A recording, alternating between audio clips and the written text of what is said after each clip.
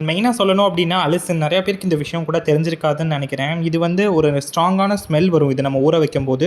So, அந்த ஸ்மெல்ல வந்து நல்ல ஒரு ஆன்டி பாக்டீரியல் பவர் வந்து இருக்கு. இது நம்ம செடிகளுக்கு வந்து ஸ்லோவா ரிலீஸ் பண்றதுனால எந்த ஒரு பூச்சி தொந்தரவும் வராம பார்த்துக்கிறோம்.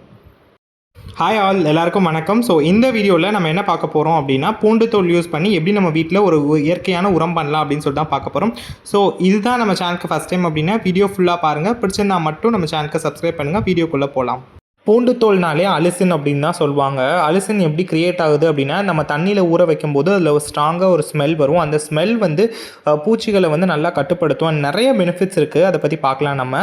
ஸோ பொதுவாக நம்ம சமையலுக்கு பயன்படுத்துகிற இந்த பூண்டு தோல் வந்து நிறைய பேர் கீழே தான் போடுவோம். அப்படி போடாமல் நம்ம இந்த மாதிரி யூஸ் பண்ணுறதுனால நம்ம பால்கனியில் இருக்கிற செடிகளாகட்டும் சரி, இல்லை மாடி தோட்டம் வச்சுருக்கவங்க சரி, இல்லை 2-3 செடி வச்சுருக்கவங்க கூட பரவாயில்ல. அது அதிகமாக பூச்சி தொந்தரவு வருது அப்படின்னா அதுலேருந்து நம்ம எப்படி நம்ம தடுத்து நிறுத்தலாம் அப்படின்னு சொல்லிட்டு தான் நான் இந்த வீடியோ சொல்லியிருக்கேன். ஸோ வாங்க வீடியோக்குள்ளே போகலாம். ஸோ இந்த பூண்டு தோல் திரவ உரம், அதாவது லிக்விட் ஃபெர்டிலைசர் எப்படி பண்ணணும் அப்படின்னா, உங்ககிட்ட இருக்கிற ஏதாவது கண்டெய்னர் இல்லை ஏதாவது ஜார் கூட நீங்கள் எடுத்துக்கோங்க. அதில் ஒரு 100 கிராம் ஒரு பூண்டு தோலை வந்து நீங்கள் ஃபஸ்ட் போட்டுக்கோங்க.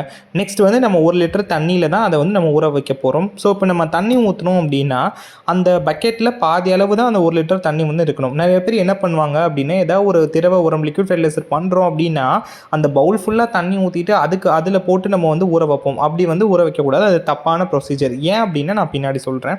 ஸோ இந்த மாதிரி நம்ம பாதி அளவுக்கு தண்ணி ஊற்றிட்டு ஒரு 100 கிராம் அந்த பூண்டு தோல் அதை வந்து நம்ம சேர்த்துட்டோம்.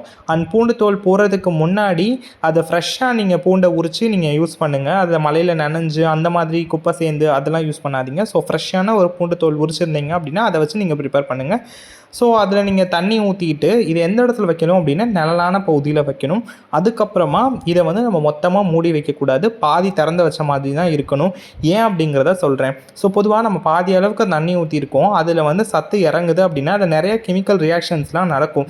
அந்த ஸ்மெல் அதெல்லாம் வந்து தேவையில்லாத அந்த ரியாக்ஷன்ஸ்லாம் வந்து வெளியே போகிறதுக்கு தான் நம்ம பாதி அளவுக்கு தண்ணி அதுக்கப்புறம் மேலே லிட்டையுமே வந்து நம்ம திறந்து வச்சுருக்கோம். ஸோ இதை வந்து ஒவ்வொருத்தர், அதாவது உங்களுக்கு இந்த உரம் வந்து ரொம்ப வீரியமாக வேணும் அப்படின்னா ஒரு 8 நாள் அந்த மாதிரி நீங்கள் வச்சுக்கோங்க. இல்லை நார்மலாக என் செடிகளுக்கு போதும் அப்படின்னா நான் இந்த வீடியோ எடுக்கிறதுக்காண்டி ஒரு நாள், அதாவது ஃபுல்லாக நான் ஊற வச்சுருந்தேன். இல்லை அப்படின்னா நான் பொதுவாக என்ன பண்ணுவேன் அப்படின்னா ஒரு 3லேருந்து ஒரு 5 நாள் வரைக்கும் தான் வச்சுருப்பேன். நான் ரொம்பவுமே வந்து யூஸ் பண்ண மாட்டேன். ஓகே, இதை நம்ம எப்படி பயன்படுத்தலாம் அப்படின்னு சொல்லிட்டு பார்க்கலாம். இதை வந்து நம்ம ஸ்டோர் பண்ணி கூட வைக்கலாம். நீங்கள் வந்து ஒரு 2 நாள் நீங்கள் வச்சுருக்கீங்க அப்படின்னா நல்லா ஊறி முடிச்சக்கப்புறமா அதில் இருக்கிற பூண்டு தோலெல்லாம் வந்து நீங்கள் தனியாக ரிமூவ் பண்ணி எடுத்துருங்க. தனியாக பிழிஞ்சிட்டு அந்த தண்ணியை வந்து நீங்கள் என்ன பண்ணணும் அப்படின்னா நல்லா ஒரு ஏர்டைட் கண்டெய்னரில் போட்டு நீங்கள் கூலான இடத்துல வச்சுக்கலாம். அண்ட் வெயில் படாத இடம் இருந்தாலே ஓகே தான். ஸோ இதை வச்சு நீங்கள் 1 மாதம் வரைக்கும் யூஸ் பண்ணலாம். ஆனால் என்னோடய ரெக்கமெண்டேஷன் என்ன அப்படின்னா, நீங்கள் எப்போ ப்ரிப்பேர் பண்ணுறீங்களோ அப்போவே நீங்கள் ஃப்ரெஷ்ஷாக வந்து செடிகளுக்கு நீங்கள் கொடுத்துருங்க. எப்போவுமே இந்த மாதிரி ஒரு திரவ உரம் பண்ணுறோம் அப்படின்னா அந்த செடிகளுக்கு வந்து நம்ம டேரெக்டாக கொடுக்கவே கூடாது. சில மடங்கு தண்ணி கலந்து தான் வந்து நம்ம கொடுக்கணும். ஸோ இது எவ்வளோ மடங்கு கலக்கணும் அப்படின்னு சொல்லிட்டு நான் சைடில் மென்ஷன் பண்ணியிருக்கேன், பார்த்துக்கோங்க. அதாவது நான் 1 நாள் வச்சுருந்தேன். அதுக்கு நான் என்ன பண்ணியிருந்தேன்னா 1 கப் இந்த உரம் எடுக்கிறேன் அப்படின்னா 5 கப் நார்மல் தண்ணி கலந்து நம்ம செடிகளுக்கு மேலே நீங்கள் ஸ்ப்ரேவும் பண்ணிக்கலாம். இல்லை அப்படின்னா வேர் பகுதியிலையும் நீங்கள் ஊற்றிக்கலாம். இதை வந்து நீங்கள் 15 நாளுக்கு ஒரு முறை நீங்கள் வந்து பண்ணலாம். இதில் என்ன பெனிஃபிட்ஸ் அப்படின்னா, இயற்கையாகவே வந்து இது பூச்சி விரட்டி மாதிரி ஆக்ட் ஆகும். பூச்சி பூஞ்சைகள் இந்த மாதிரி தாக்குவதை வந்து ரொம்பவே குறைக்கும்.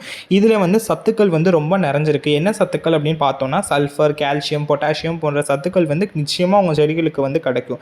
அண்ட் 2வது இலையெல்லாம் வந்து பச்சை பசேன்னு இருக்கிற மாதிரி பார்த்துக்கும். அண்ட் அந்த க்ரீன் லீவ்ஸ்லாம் வந்து ரொம்ப வர ஆரம்பிச்சிடும். இதில் வந்து வேர் நல்லா வலுவாக்கும். ஊட்டச்சத்து வந்து உறிஞ்சுற திறன் வந்து அதிகமாக ஆயிரும் நம்ம வேர்களுக்கெலாம் வந்து. ஸோ இது ரொம்பவே ஹெல்ப்ஃபுல்லாக இருக்கும். அண்ட் இது எந்த ஒரு ஃபுல்லான கெமிக்கல் எதுவுமே யூஸ் பண்ணல. நம்ம வீட்டிலேயே ப்ரிப்பேர் பண்ணுறதுனால நிறையா பெனிஃபிட்ஸ். அது மட்டும் இல்லைங்க, நம்ம வேஸ்ட்டை எப்போவுமே வந்து குப்பையில் போடாமல் ஒரு சிறந்த முறையில் கையாளுறோம். அப்படினால இது நல்ல ஒரு வேஸ்ட் மேனேஜ்மெண்ட் ப்ராக்டிஸாக கூட நம்ம வீட்டில் வந்து நம்ம குழந்தைங்களுக்கு சொல்லிக் கொடுக்கலாம். இந்த செடிகள்கிட்ட நீங்கள் என்ன ரிசல்ட்ஸ் பார்க்கலாம் அப்படின்னா, ஒரு 2 வாரங்களில் செடியோட லீவ்ஸ்லாம் வந்து நல்லா க்ரீன் கலரில் இருக்கும். அண்ட் அதுக்கப்புறம் ஒரு 3லேருந்து ஒரு 4 வாரங்களில் பூச்சி தாக்குதல்லாம் வந்து உங்கள் கண்ட்ரோலுக்கு வர ஆரம்பிச்சிருக்கும். அண்ட் காய் வளர்ச்சி அண்ட் பூ வளர்ச்சியுமே வந்து நல்லா இன்க்ரீஸ் ஆயிருந்ததை நீங்களே நல்லா ஃபீல் பண்ணலாம்.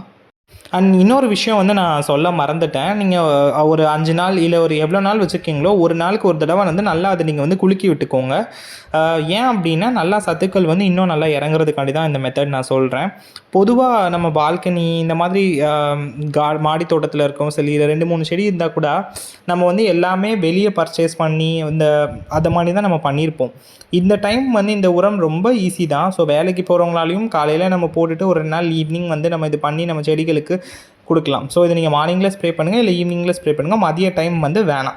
ஸோ இது மாதிரி நம்ம குடுக்குறதுனால நம்மளும் நல்லா கார்டன் ஆக்டிவிட்டீஸில் என்கேஜாக இருக்கிற மாதிரி இருக்கும். அண்ட் குழந்தைகளுமே வந்து இதை பற்றி கொஞ்சம் தெரிஞ்சுக்குவாங்க. இது வந்து நம்ம எந்த ஒரு கெமிக்கல் ஃபெர்டிலைசர்ஸுமே வந்து நம்ம யூஸ் பண்ணாமல் பண்ணுறோம். ஸோ இது இது இதோட ரிசல்ட்ஸ் பார்க்கும்போது நம்மள அறியாமல் நம்மளுக்கே வந்து ஒரு ஹாப்பினஸ் வந்து கிரியேட் ஆகும். அண்ட் நான் வந்து எல்லா செடிகளுக்குமே கொடுப்பேன். குறிப்பாக வந்து இந்த மல்லிகைப்பூக்கெலாம் வந்து நான் எப்போவுமே கொடுத்துருவேன். ஒரு 15லேருந்து 20 நாள் வரைக்கும். ஸோ ஐ ஹோப் இந்த வீடியோ ரொம்ப யூஸ்ஃபுல்லாக இருக்கும்னு நினைக்கிறேன். அடுத்த வீடியோவில் பார்க்கலாம். பாய் பாய். நன்றி.